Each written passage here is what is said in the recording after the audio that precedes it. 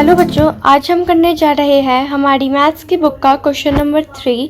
Give one example each of a binomial of degree 35 end of a monomial of degree 100। तो बच्चों, इसमें दो terms का use हुआ है, बायनॉमियल एंड मोनोमियल। तो इसके लिए सबसे पहले तो हमें जानने की ज़रूरत है कि मोनोमियल, बायनॉमियल, ट्राइनॉमियल और पॉलिनॉमियल होते क्या क्या है। तो आइए बच्चों देखते हैं टाइप्स ऑफ एक्सप्रेशंस। फर्स्ट है हमारा मोनोमियल। मोनो मतलब ये होता है वन, ठीक है। तो इसका मतलब क्या है, मोनोमियल में सिर्फ और सिर्फ एक ही टर्म होगी, ओनली वन टर्म। एग्जाम्पल है जैसे देखिए 3x², एक ही टर्म है ना, यहाँ पे भी 3x², ये 3 के साथ मल्टीप्लाई में है इसलिए सिर्फ एक ही टर्म मानेंगे। 400y⁴ k⁴ 8। तो इन सब का मतलब क्या है, टर्म एक ही है, चाहे कोफिशिएंट कुछ भी हो, वेरिएबल कुछ भी हो, या फिर पावर कोई भी नंबर हो, लेकिन टर्म सिर्फ एक ही होनी चाहिए। नेक्स्ट है हमारा बायनॉमियल। बायनॉमियल में बच्चों बाय मतलब होता है 2, इसका मतलब क्या है, सिर्फ दो टर्म्स होगी बायनॉमियल में। जैसे कि आप देख सकते हैं एग्जाम्पल में a+b। देखिए a का भी कोई कोफिशिएंट नहीं है, b का भी कोई कोफिशिएंट नहीं है, ना इनकी कोई पावर है, तो लेकिन क्या है, a और b दोनों अलग अलग टर्म्स है क्योंकि इनके बीच में है प्लस का साइन। सबको दिख रहा है ये प्लस का साइन, यही बताता है कि टर्म्स अलग अलग कैसे होती है। तो ये, और हमारा नेक्स्ट है x² -4। तो x² -4 दो अलग अलग टर्म्स है। k⁻7 + 9, इसमें भी k⁻7 और 9 दोनों अलग अलग टर्म्स है। तो आइए बच्चों देखते हैं ट्राइनॉमियल क्या होता है। आपको ट्राई वर्ड से ही पता चल रहा होगा कि हम 3 टर्म्स की बात करने जा रहे हैं। यहाँ पे लिखा भी हुआ है ओनली 3 टर्म्स। वो एक्सप्रेशन जिसमें सिर्फ 3 टर्म्स हो उसको ट्राइनॉमियल कहते हैं। आप यहाँ पे एग्जांपल देख सकते हैं ax + by + c। ये ax अलग टर्म है, by अलग टर्म है और c अलग टर्म है। तो इस चीज़ का हमें पता कैसे चला, जब भी दो चीज़ें प्लस या माइनस के साइन से जुड़ी होती है तब हम उनको टर्म्स मानते हैं। जैसे कि यहाँ पे ax है तो मैं तो ये भी कह सकती हूँ a और x तो अलग अलग चीज़ें हैं, तो फिर वो अलग अलग टर्म्स भी है। ऐसे तो यहाँ पे 1 2 3 4 5 टर्म्स हो गई। लेकिन नहीं, जब तक दो चीज़ें प्लस या माइनस के साइन से ना जुड़ी हो हम उनको टर्म्स नहीं मानते, उनको हम सिंगल टर्म ही मानेंगे। तो हमारा नेक्स्ट है x⁵ + 5 + y⁴ + z⁴ 3। तो इसमें हमारी कितनी टर्म्स है, 3 टर्म्स है। वैसे ही हमारा नेक्स्ट एग्जांपल भी है k⁻8 - k⁻6 - k⁻7। इसमें आइए अब देखते हैं पॉलिनॉमियल्स क्या होता है। तो बच्चों पॉलिनॉमियल्स मतलब n टर्म्स। n टर्म्स मतलब क्या, n तो कोई क्या टर्म है, कोई नंबर तो है नहीं। n मतलब कोई भी नंबर, एक टर्म वाला पॉलिनॉमियल हो, 2 टर्म वाला पॉलिनॉमियल हो, 3 टर्म वाला पॉलिनॉमियल हो, या कितनी भी टर्म वाला 1000 टर्म वाला भी पॉलिनॉमियल हो चाहे, तो उसे हम क्या कहेंगे, पॉलिनॉमियल है वो, ठीक है। चाहे किसी में कितनी भी टर्म हो जाए। इससे आपको क्या पता चलता है कि जो मोनोमियल है, जो बायनॉमियल है और जो ट्राइनॉमियल है, ये तीनों ही क्या है, ये तीनों ही पॉलिनॉमियल्स ही है, ठीक है। और बाकी जो 4 टर्म्स वाले होते हैं, 5 टर्म्स वाले होते हैं, 6 7 8 जितने भी टर्म्स वाले हो वो सभी पॉलिनॉमियल कहलाते हैं। तो आप एग्जांपल में देख सकते हैं 4x। 4x क्या है बच्चों, 4x मोनोमियल है ना। b⁻7 + j⁻9 ये क्या है, ये बायनॉमियल है। i + j + k⁻9 + l⁴, इसमें 4 टर्म्स हैं, तो इसको हम क्या बोलेंगे, तो इसको हम डायरेक्ट पॉलिनॉमियल बोल देंगे क्योंकि अब सबके लिए तो नाम नहीं दे सकते ना हम लोग। और ये लास्ट वाला है 3x + 5y + 9z + 12k + 50m + 7n। इसमें कितनी टर्म्स है, इसमें 6 टर्म्स है, तो इसको भी हम डायरेक्ट पॉलिनॉमियल ही बोल देंगे। आई होप आपको समझ आ गया हो कि टाइप्स ऑफ एक्सप्रेशन क्या क्या होते हैं। चलिए अब हम जाते हैं क्वेश्चन की तरफ। अब आप सभी क्वेश्चन नंबर 3 आसानी से समझ भी पाएंगे और ख़ुद भी उसका आंसर कर सकते हैं। तो बच्चों हमसे पूछा था binomial of degree 35। Binomial of degree 35, degree क्या होता है, किसी भी वेरिएबल की हाईएस्ट पावर डिग्री होता है। तो हमें इसका मतलब क्या चाहिए, हमें x की हाईएस्ट पावर 35 चाहिए। x वेरिएबल हो गया और उसकी हाईएस्ट पावर 35 चाहिए, लेकिन हमारे पास बायनॉमियल होना चाहिए, 2 टर्म्स होनी चाहिए।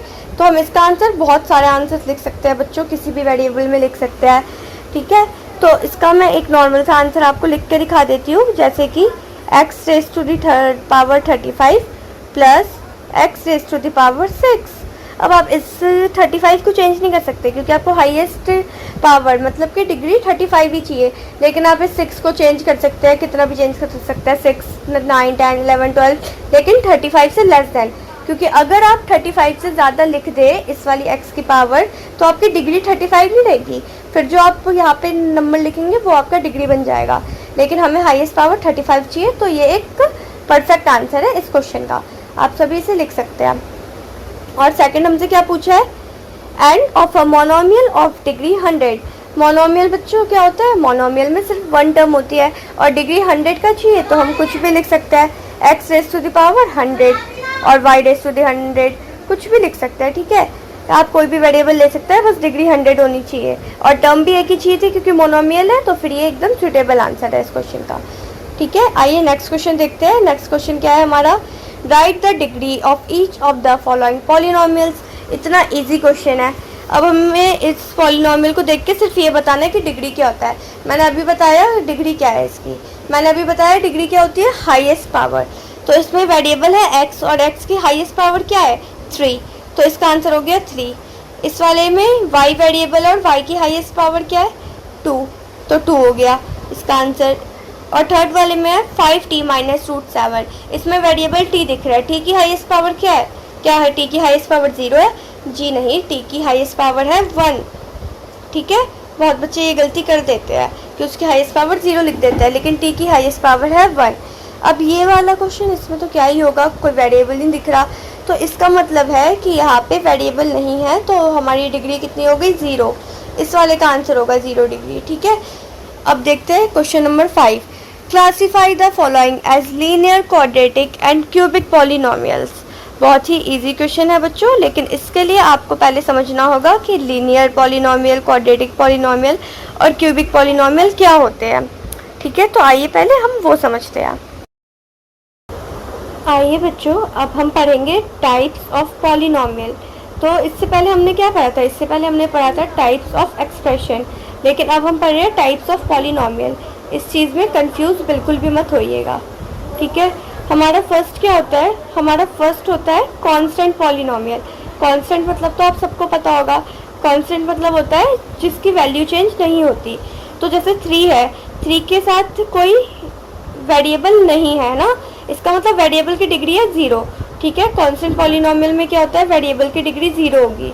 तो इसके एग्जांपल क्या हो सकते हैं, 3 हो गया, 2 हो गया, 87, कुछ भी, कोई भी नंबर जो कांस्टेंट है जिसकी वैल्यू चेंज नहीं हो सकती, वो हो गया कांस्टेंट पॉलिनोमियल।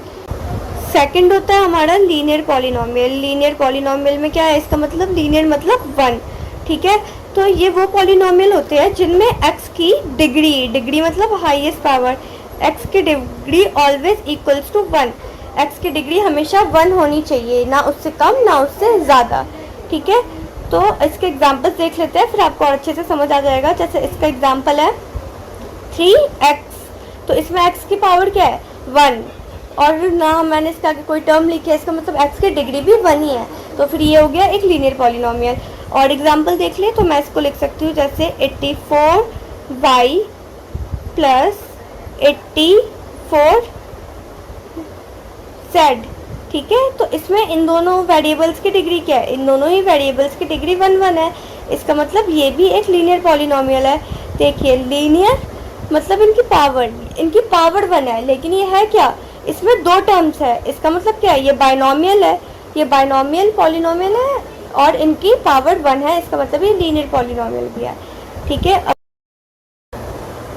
नेक्स्ट है हमारा क्वाड्रेटिक पॉलिनोमियल। क्वाड्रेटिक मतलब क्या होता है बच्चों की डिग्री हमेशा 2 होगी, ठीक है। क्वाड्रेटिक मतलब ये है कि डिग्री 2 होगी। तो आइए इसके एग्जांपल देखते हैं। जैसे मैंने इसका एक एग्जांपल लिख दिया 34x raise to the power 2 plus 4x, ठीक है। तो इसमें x की डिग्री क्या है, x की डिग्री 2 है ना, इसका मतलब क्या है, ये एक क्वाड्रेटिक पॉलिनोमियल है। अब मैं वहीं पे यहाँ पे अगर ऐसे लिख दूँ 34x raise to the power 3 plus 9x raise to the power 2, तो क्या ये क्वाड्रेटिक पॉलिनोमियल है, डिग्री तो 3 है यहाँ पे, लेकिन पावर 2 भी है, तो क्या ये है, नहीं ना, हमें सिर्फ डिग्री पे ध्यान देना है। x की हाईएस्ट पावर तो 3 है, इसका मतलब ये क्वाड्रेटिक पॉलिनोमियल नहीं है।